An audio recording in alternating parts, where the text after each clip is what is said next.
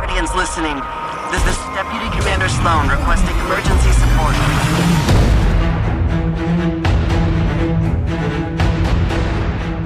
What's up guys, Houndish here, and today we're breaking down the weekly reset for Destiny 2 this coming Tuesday, 23rd of May. And of course this week will mark the launch of Season of the Deep, so as we head out of Season 20, Guardian Games will come to a close, and I suppose nobody will especially mind that since it's new season time. And so with the reset video, we'll break down what you need to know for the launch of the new season, as well as some of the content changes, and especially those which relate to the typical weekly reset flow, and that includes new content like the dungeon launch, but also the season calendar as we understand it. Basic quality of life stuff, including the new artifact and a few other things. Plus we'll cover the weekly Nightfall, the featured activities and raid challenges. And there are some other key bits of content to prep for the launch in the video. And so, as always, I hope you find the video useful today. Now though, as we get into the Destiny content for the launch of Season of the Deep this week, initially we should talk about the release schedule. So on Tuesday, May 23rd, Destiny will get update 710. And so at 7 AM Pacific time, maintenance is scheduled to begin. Then at 8:15 AM, D2 will be brought offline, so that's a couple of hours before the weekly reset time. And the game should be coming back online at 10 AM Pacific, and that's 6 PM in the UK, and update 710 will be playable on all platforms and regions. But of course, we can expect some server queues before we're able to actually get into the game, especially with a lot of players jumping back in.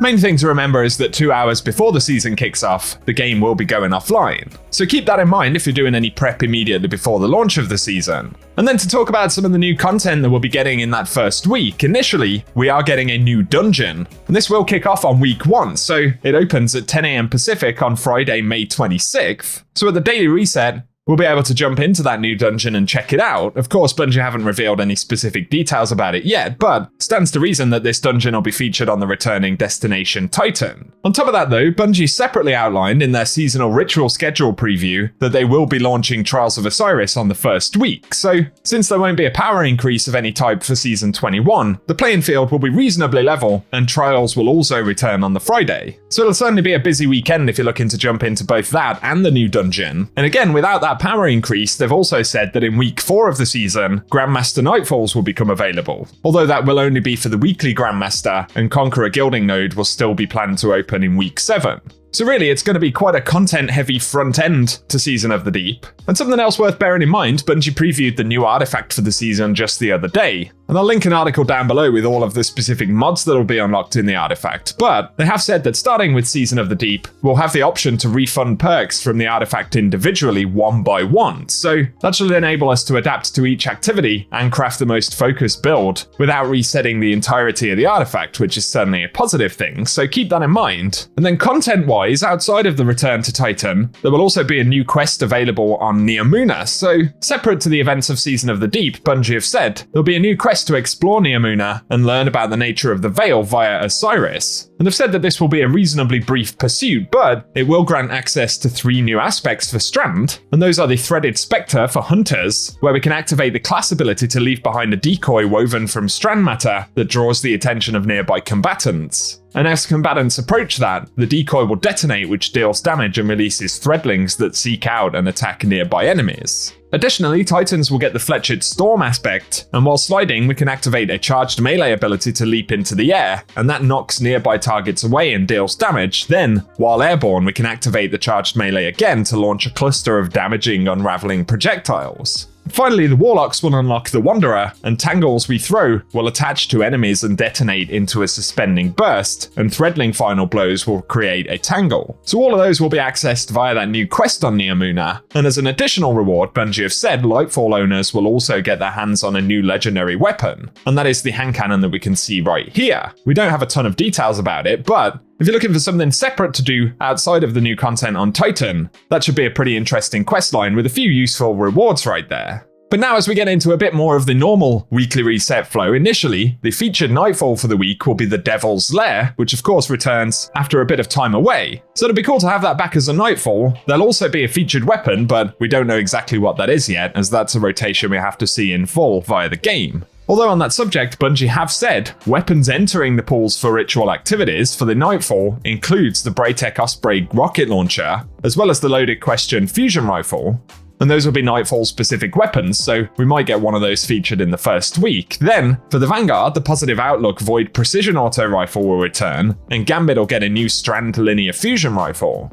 Looking to the Crucible though, Randy's throwing knife is going to come back, and then Trials of Osiris will get a new Arc Glaive, as well as the return of the Messenger, and also in Season of the Deep, the Iron Banner will see a Strand Fusion Rifle introduced, plus the return of the Swarm of the Raven, and finally competitive PvP will get an Arc Sniper Rifle. So a few interesting new and returning weapons come into those pools in Season of the Deep, and let us know any that you plan to go after. But for other rotating activity stuff, for the Root of Nightmares, the featured challenge will be in Cataclysm, and that's the Illuminated Torment Challenge, which does reward the Rufus's Fury Auto Rifle. Then for the Raid and Dungeon rotation, the featured activities for this week will be Last Wish, as well as Duality. And there have been more than a few suggestions that Last Wish will see some kind of update, specifically reprising and updating the weapon rewards, so potentially they'll get new perks, crafting and a renewed reason to kind of chase them down. But otherwise, both of those activities will drop their unique items and they should see updated power relevancy.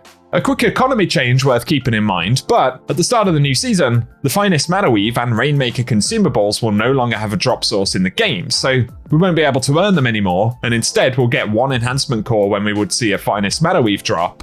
And instead of Rainmakers dropping, we'll see 3000 Glimmer, otherwise the cadence should be pretty similar. And we'll also be able to trade in existing instances of Finest Mana Weave and Rainmakers. So Finest Mana Weaves will be able to be dismantled for an enhancement core, and Rainmakers will be able to be dismantled for 3000 Glimmer. So if you need any of those materials, especially early on, it might be worth addressing those stacks of currencies if you have them, as we'll be able to consume them directly from the inventory screen.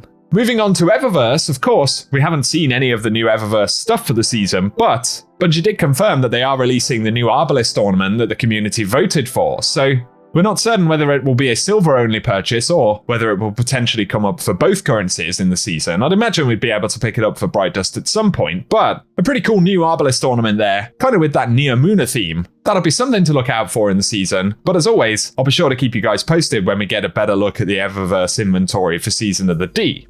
Only other thing to add for this week is that we will see the Ascendant Challenge or Arborea, which is featured in Aphelion's Rest in the Strand in the Dreaming City, so if you're still completing any of those or need that one, it will be found in the Dreaming City Lost Sector. Otherwise, for today, without a further reveal for Season of the Deep, that's the best idea we really have for the launch of the season with the reset. And so as always, I hope this video has been useful, and let us know down below what you're most excited to check out with the new season. There are certainly a lot of updates coming in this one, so if you want a preview of all of the changes we know about, I'll link a video down below. And for today, as always, I very much appreciate you guys tuning in. If you've enjoyed this one, a rating really does help us out. Plus, if you're new to the channel, definitely get subscribed, as we'll have a lot of new content to speak about in the coming weeks. Otherwise though, thank you guys for tuning in, and whatever you get up to, I hope you have an awesome day.